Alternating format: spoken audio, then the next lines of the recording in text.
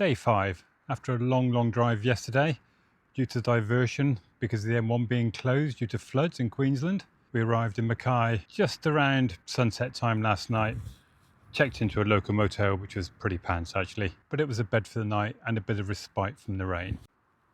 So today we didn't hang around in Mackay, we've moved up the coast only a little bit to this place called Seaforth. Like so many destinations on this coast, pretty damn amazing. Just check out that beach. We'll spend at least one night here, the plan being to head over to Cape Hillsborough tomorrow.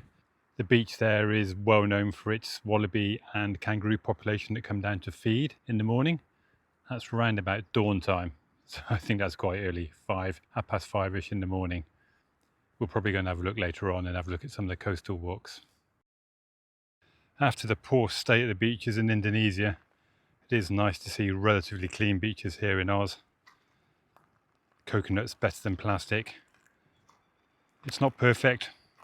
There is bits of litter mixed in with all the flotsam, but certainly a lot better than what we're seeing on the Indonesian beaches. I'm guessing the tide is out, but let's go and have a look. After yesterday's torrential rainpours coming across central Queensland, it's nice to have some sun. The forecast is for scattered showers today and thunderstorms this afternoon and this evening. Fingers crossed they'll misses. This end of the beach finishes with this mangrove, and then I understand the beach stretches on the other side for about the same distance. This is developed, you can just see some houses there behind the tree line.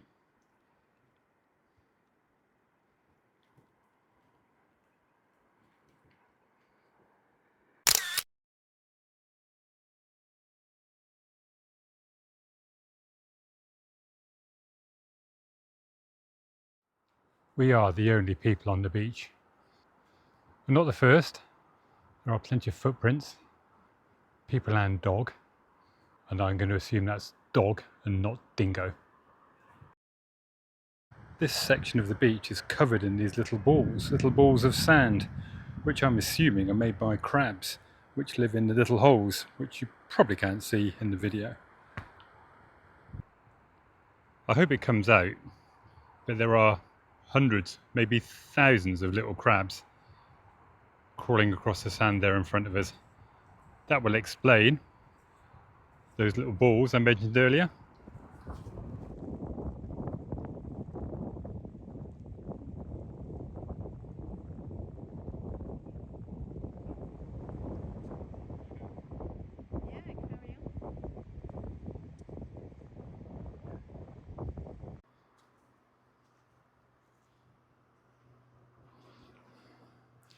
They've got little blue backs and they bury themselves. That is hilarious. I'm guessing that's some other creature buried under the sand, leaving that little pile of sand which is slowly collapsing with the water.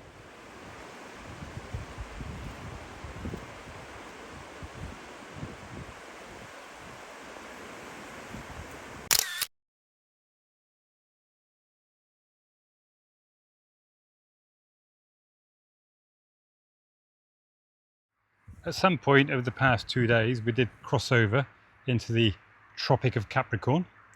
Unfortunately that does bring some hazards, as we can see on the sign here, deadly jellyfish and crocodiles. I think this in front of me is a safe swimming area, the nets there being to prevent the worst of the jellyfish, which I think are the box jellyfish, to getting into where people can swim. The coast really from Bundaberg upwards is also protected from the Pacific Ocean by the barrier reef, so we won't see a lot of surf now or the rest of the way up. The facilities here, like most of the Aussie beaches, are second to none. These toilets are incredibly clean. In the UK they would of course be vandalised and covered in graffiti. There's a children's play area over there beyond, and a barbecue area. And likewise over here, another children's play area. Gonna go on the slide, Karen? Karen is declining the slide, but may go in the water park.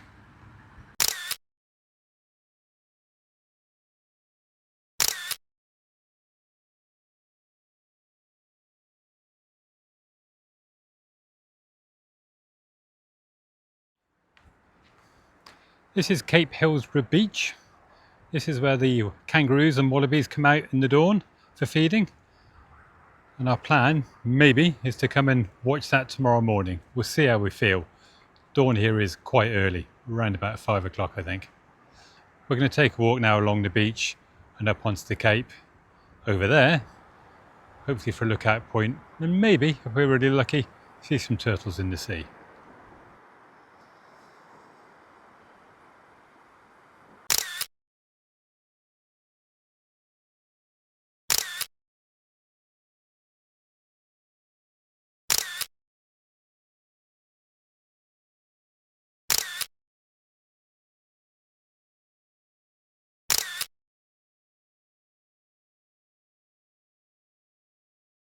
This is a view from the Twin Beach lookout point. That's the beach we were on down below a few minutes ago. Bit of a tough climb actually. It is about 30 degrees and really muggy.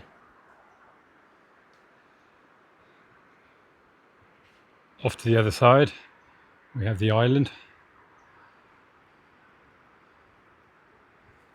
which is accessible in low tide. It's a rising tide now, so we're not going to get across. Looking at the strip of land there, I guess that will be cut off fairly soon. It has clouded over and there's a definite feel of thunder in the air.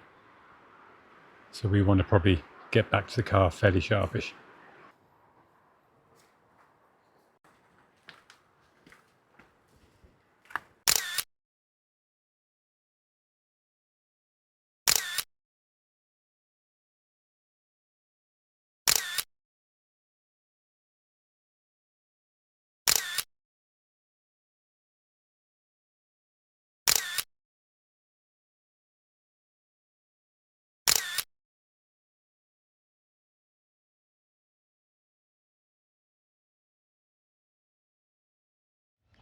There are a couple of resident roos at the park here. They're both eastern grey kangaroos. This one here is having a little feed on the grass. The other one's over by the kiosk, I think, trying to get some water. Here's the other one, chilling out. Apparently they come over to make the most of the cooling from the fans in the ceiling. There's Karen sitting just behind.